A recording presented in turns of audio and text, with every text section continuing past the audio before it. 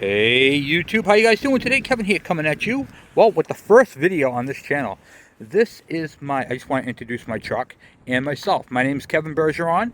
I have another channel, Kevin Bergeron, on, YouTube. I teach vintage dirt bike repairs.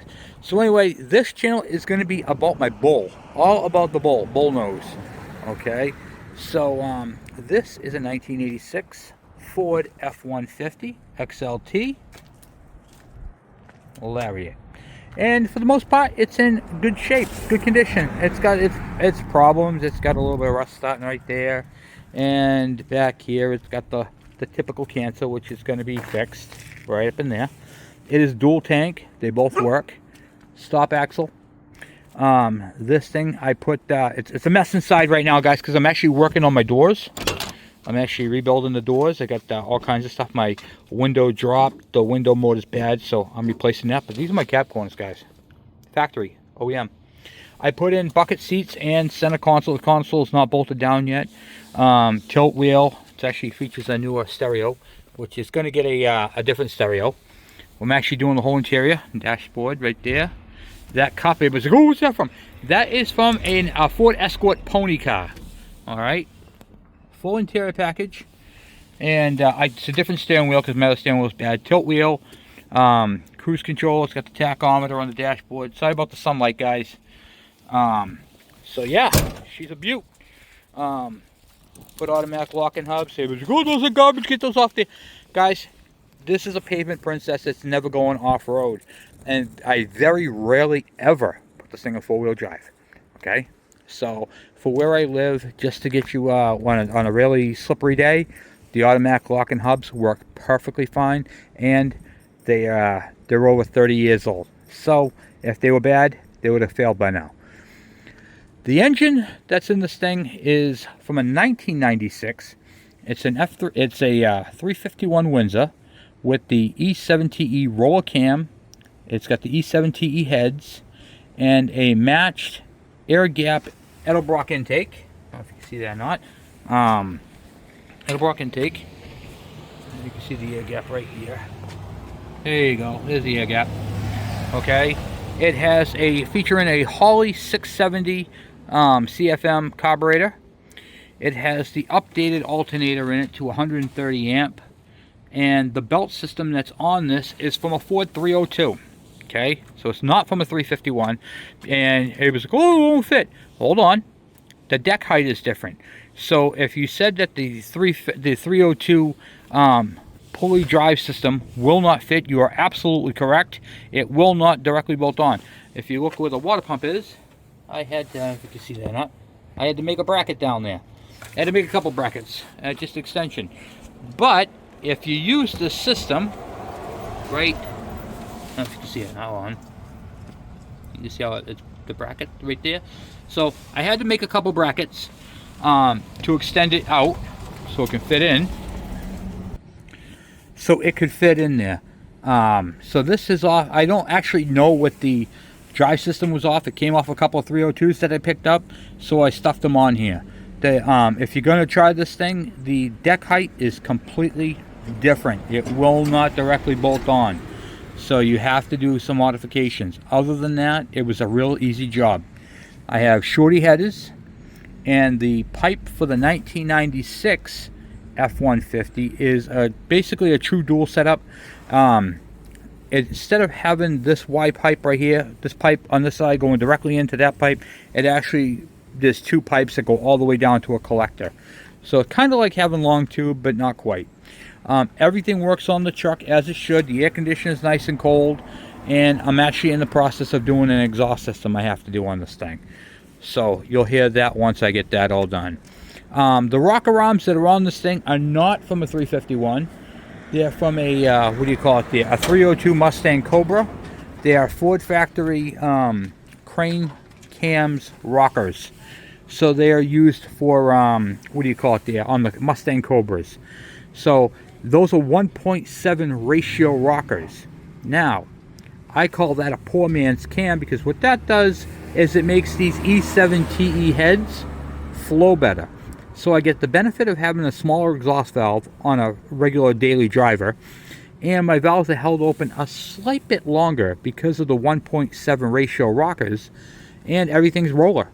So I can run synthetic in this thing without have to worry about adding zinc to my oil. So that helps out. The other thing, under here I have a transmission cooler, a heavy duty radiator, and a 7-blade fan. When you do this whole mechanism, this whole upgrade, you have to get the what do you call it, the timing cover that allows the water pump to spin backwards, because I'm still running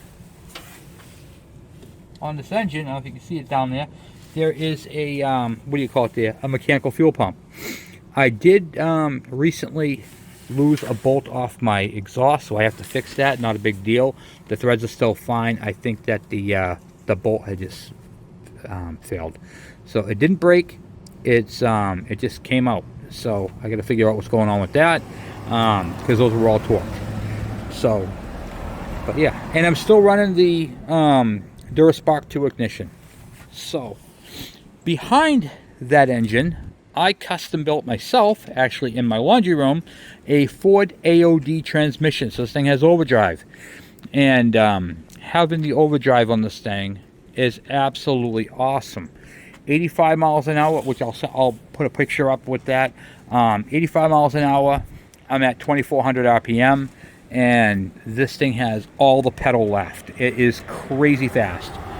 So, and this is using limited junk parts. So when I say junk parts, I got a used engine. The intake I bartered for on Marketplace. The carburetor as well. The alternator I bought brand new. And I got a couple of 302 donor engines that were given to me, so I robbed all the drive stuff on there, and everything works absolutely awesome. I had this let's see, this whole setup I've been running for, I want to say, about 1.25 years now. So that's actually pretty cool for this thing. But 1.25 years, and I'm getting somewhere in the ballpark of 21 miles to the gallon on this truck. So, and it's got two 19s in it, two 19-gallon tanks, and I really only use the front one. So this is my daily driver. I drive this thing everywhere, and I absolutely love it. So this is the introduction to the truck.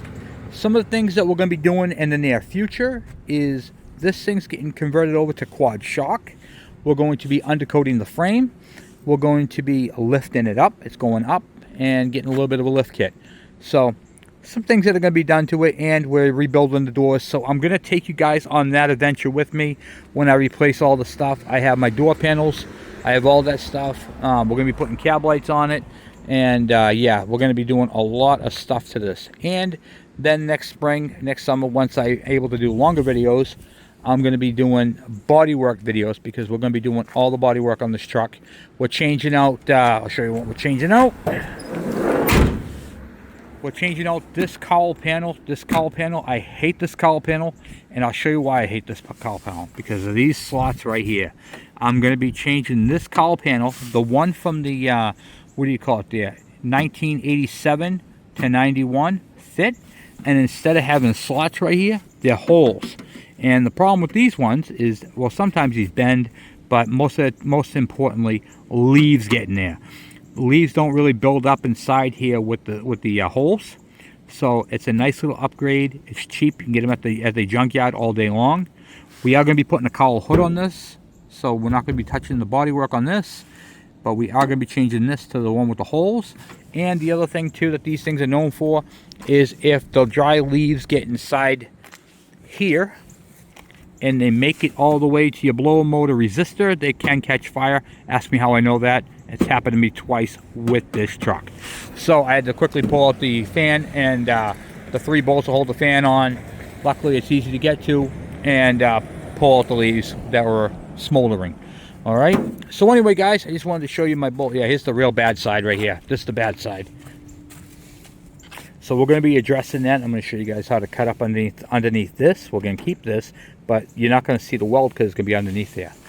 So anyway guys, I just want to do a quick introduction. I'm only allowed to do a 10-minute video on YouTube and the first introduction. If you guys want to check out my other channel, the Kevin Bergeron channel, you'll see my dirt bikes and what I teach on there. So This is cool. And this truck does not plow, by the way. It does have a plow frame. All right, thank you guys for watching. I'll talk to you later. I'm out.